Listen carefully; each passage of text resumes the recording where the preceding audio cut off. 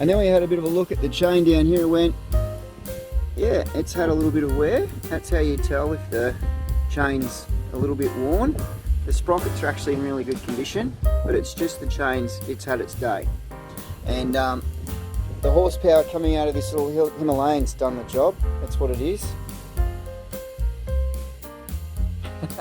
And as you can see, we're going to just swap this out.